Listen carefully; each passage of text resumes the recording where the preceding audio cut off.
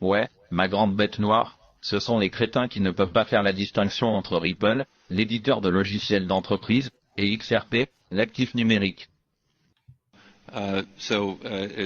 Beaucoup d'entre eux sont partout en ligne. Mais je pense que nous sommes à un stade où cette chose particulière s'est produite avec la création initiale de Bitcoin et nous considérons XRP comme Bitcoin à 2.0 où de nombreuses limitations technologiques de Bitcoin ont été corrigées avec XRP.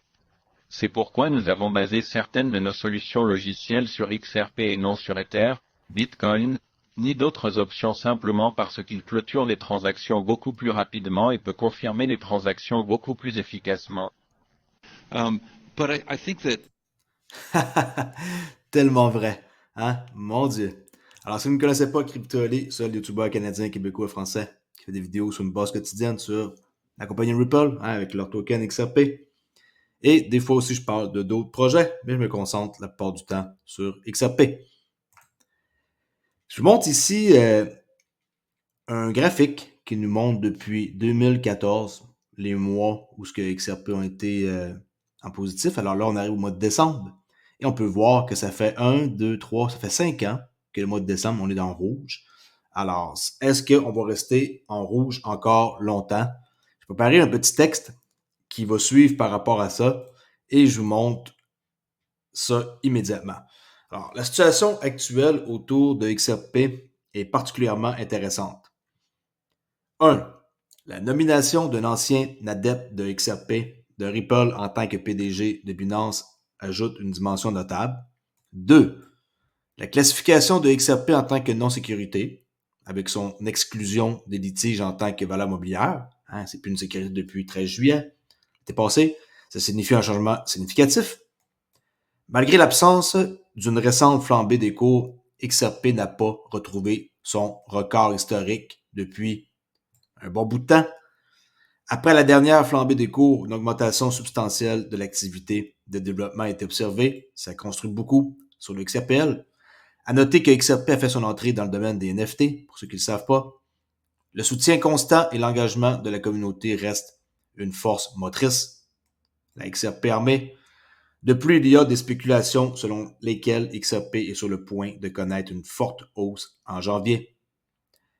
En attendant le développement en décembre, on savait qu'aujourd'hui, il était en huis clos, la SEC et Ripple. Il est intéressant de noter que, historiquement, surtout au cours des 5 dernières années, qu'est-ce que je viens de vous montrer ici, okay? L'année 2002, 21, 20, 19, 18, ce mois n'a pas été favorable à XRP. Okay? Décembre, c'est pas bon pour XRP. Et on sait qu'en décembre 2020, c'est le procès qui a eu lieu. Ben, pas qui a eu lieu, mais qu'on s'est fait mettre sur la tête par la SEC. Par M. Jay Clayton, que maintenant il n'est plus là. Il a délaissé ses démissions 2 jours après et il a été remplacé par Gary Gensler, le clown. Cependant, d'un point de vue statistique, les chances sont plus favorables pour un décembre positif que pour les 6 consécutifs qu'on vient d'avoir négatives. Là. Alors, les chances qu'on ait 6 consécutifs mois négatifs, mots années, comme 18, 19, 20, 21, 22 et 23, ça serait assez surprenant. Là, si on regarde comment on est rendu, on va aller voir ça immédiatement, XRP. Dans nos 30 derniers jours, on finit le mois dans quelques heures. On tombe en décembre, les 30 derniers jours. OK, on est en positif. Alors, est-ce que pour le mois de décembre, on fait positif, ça serait vraiment bien que ça l'arrive parce que c'est pas arrivé depuis un sacré bout, comme on peut voir ici sur l'image. Tous des mois négatifs, dont le pire qu'on a vu, hein, c'est 2020 avec moins 66%. Je suis ici qu'on regarde présentement, là. Moins 66%, OK? À cause de la SEC. Indépendamment de l'issue, mon optimisme à l'égard de XRP et de son écosystème reste inébranlable. On a l'impression d'assister au début de quelque chose d'important et je suis sûr que le token ne restera pas aussi bas que ça. Il n'y a personne qui en parle. Moi, je vais faire des vidéos qui vont vous surprendre. Continue ici avec Stuart Alderweireld qui montre quelque chose d'important. Restez en passant jusqu'à la fin. J'ai d'excellentes vidéos que j'ai pris beaucoup de temps à préparer que je vous montre ça tantôt. Alors, le Wall Street Journal, aujourd'hui, qu'est-ce qu'il dit? C'est que la Cour suprême a statué à plusieurs reprises contre la SEC ces dernières années. La SEC est tout sauf infaillible. Il est gonflé, brisé, assiégé. Ne soyez pas intimidés lorsqu'il vient frapper. Quand il vous amène en cours, là, n'ayez pas peur qu'il y a une loi que vous pouvez utiliser. Et il appelle ça ici la Federal District Court and Raising Constitutional Argument. Et ils avertissent le monde que c'est pas parce qu'ils viennent vous achaler que vous allez nécessairement arrêter de faire affaire. Souvent, les gens, ils abandonnent parce qu'ils ont tellement de la pression qu'ils finissent par abandonner. Il y en a qui vont me dire « Ouais, mais ils ont de l'argent, Ripple, ils se sont battus, ça a coûté 200 millions de dollars. » OK, mais ils peuvent se battre aussi avec moins de moyens. Alors, tout ça pour vous dire que le prix est à 59 centimes pile, 59,00. Et on est toujours dans un inside the range consolidation. Ta ligne blanche là est là. Tant qu'on sort pas de là, plus de 50% d'équilibre qui est entre le plus haut ici et le plus bas, qui est notre range. On est pogné ici. Et pour l'instant, c'est zone achat, parce qu'on est en dessous de jaune. Alors, ça serait pas bête pour ceux qui n'en ont pas encore d'acheter. Mais j'aimerais ça voir un petit dernier coup de grâce ici dans les 54 cents. Je sais pas pourquoi. Peut-être parce qu'il y a un weekly fair value gap, mais j'aimerais ça voir un petit coup de grâce ici dans les 54 cents. Même moi, j'en rachèterais à ce prix-là. Bon, je vais vous montrer un truc qui date d'un bon petit bout. Ça date de janvier 2021. Est-ce que vous vous souvenez de Brian Brook? Écoutez bien qu'est-ce qu'il y a à dire et par la suite, j'ai écrit quelque chose pour vous. Regardez bien ça. Et je pense que la reconnaissance que nous avons eue pendant mon séjour à l'OCC est que la crypto est une banque. Et ça, ce n'est pas que les banques acceptent d'échanger du Bitcoin. C'est que Bitcoin est des stablecoins, ce sont des banques.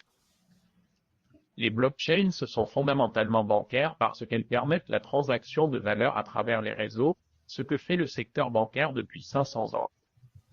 Ils le font d'une manière orthogonalement différente. Mais c'est à cela que sert la banque.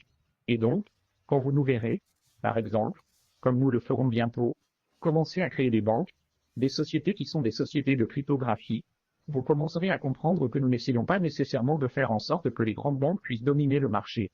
Marché de la cryptographie. Nous essayons de dire aux participants à la cryptographie qu'une charte bancaire pourrait être la bonne forme pour faire ce que vous faites. Et il y a beaucoup à déballer là-bas, mais je pense que c'est la vision.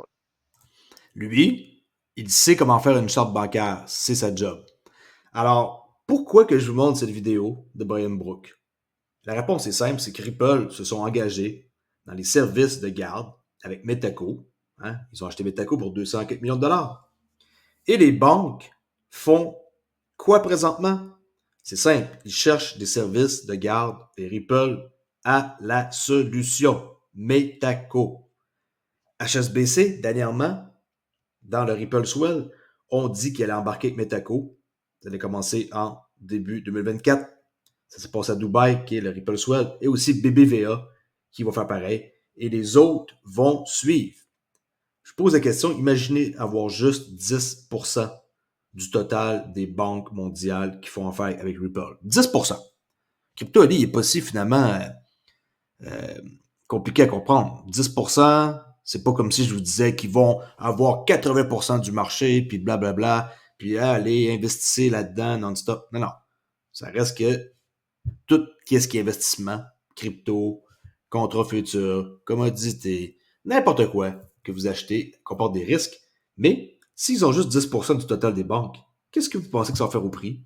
Et ça, c'est sans compter la tokenisation de l'immobilier, quand tu es sur la blockchain, on va aller toucher un pourcentage là.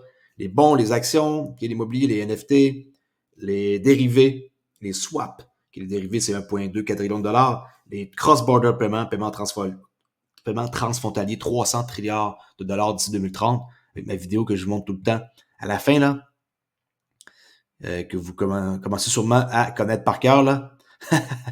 Celle-ci. Alors, 300 trilliards de dollars juste en paiement transfrontalier. Regardez bien.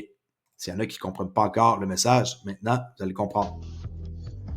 D'ici 2030, il devrait atteindre 300 000 milliards. Malgré 300 000 milliards, qui est 300 trilliards de dollars. J'espère que ça fait de l'argent assez pour vous. Fait que, tu sais, quand on voit ça, moi, ça m'encourage énormément à être positif envers qu'est-ce qui s'en vient pour eux.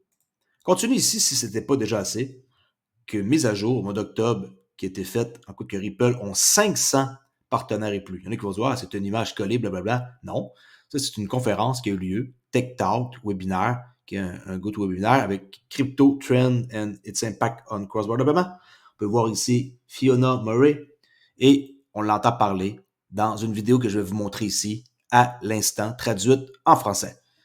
En quoi que la répartition de comment XRP est utilisé dans les transactions bancaires. Écoutez attentivement et découvrez que dans cette vidéo-là, il y a un secret. Et qu'est-ce que moi aussi je pense, Ripple pourrait devenir une banque.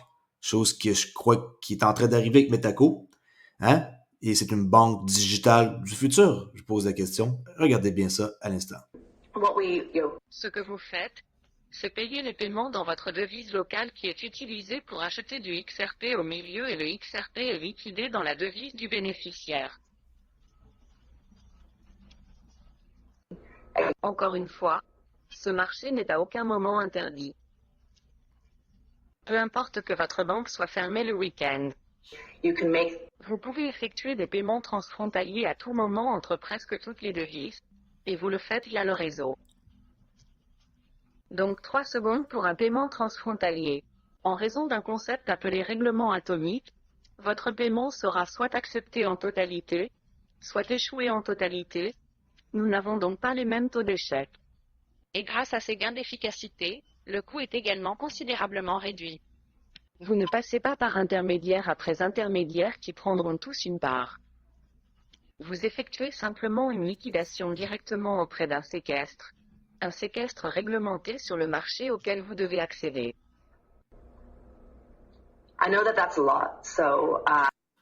OK. Alors, si vous pensez que Bitcoin va être utilisé par les banques pour envoyer de l'argent, détrompez-vous. Alors, est-ce que Ripple devient la future banque du futur digital? Moi, je crois que oui. Et c'est en écoutant des vidéos, ça c'est une entrevue qui était coupée, on voyait aussi une autre personne, et en écoutant ça, on découvre plein de choses. Et c'est comme ça que je fais mes conclusions.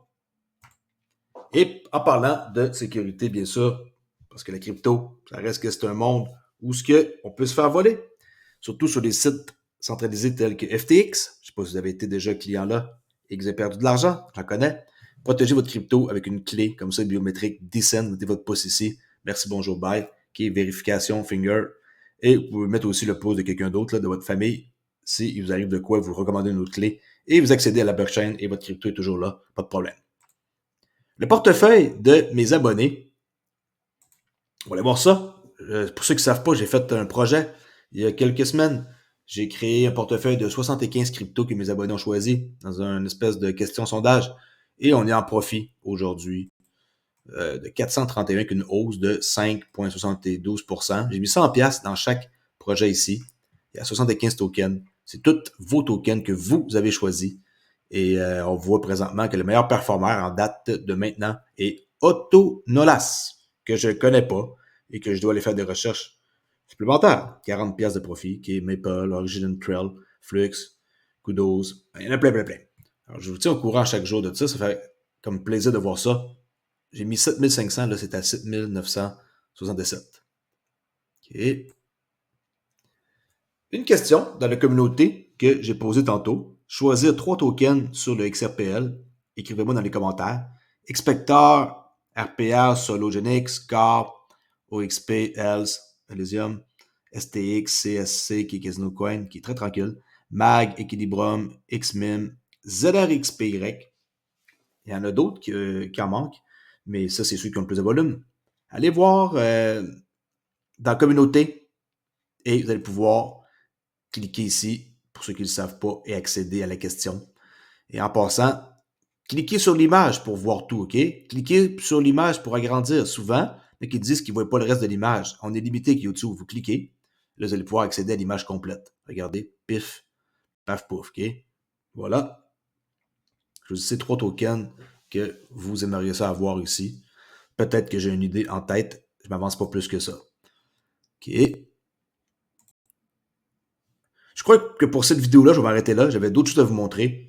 Par rapport, est-ce que vous savez que les CBDC ne sont pas réservés juste aux banques centrales? Le monde, ils font CBDC, banque centrale. Non, ça sert à faire des paiements transfrontaliers et aussi des paiements de consommateurs à entreprises. Il y a une belle vidéo ici qui dure 49 secondes qui l'explique. Je le montrerai dans ma prochaine vidéo.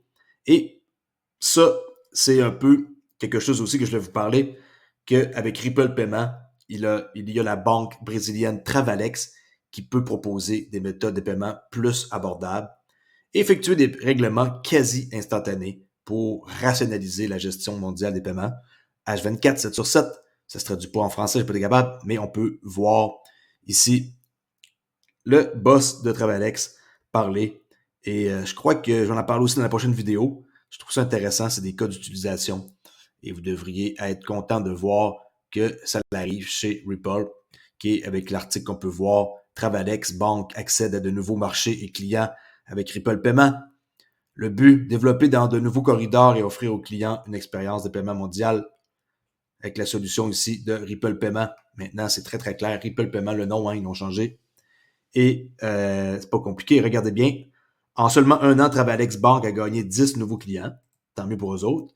En se connectant au réseau de paiement mondial de Ripple qui couvre plus de 90% du marché des changes. Wow! Et Travelex, première banque de change nationale à être agréée par la Banque centrale du Brésil. Travelex Bank fournit des services de change et de paiement à ses clients du monde entier. Alright, je vais montrer la vidéo dans une prochaine vidéo. Je vous laisse là-dessus et je ne vais pas vous remontrer encore que d'ici 2030, 300 trilliards de dollars va voyager sur la blockchain. Okay? Vous devez être assez au courant que c'est ce qui va arriver. Puis ça, c'est des peanuts comme chiffres, ça va être beaucoup plus gros que ça. Merci beaucoup, abonnez-vous à ma chaîne et faites un petit like si ça vous tente. Crypto Ali. Ciao!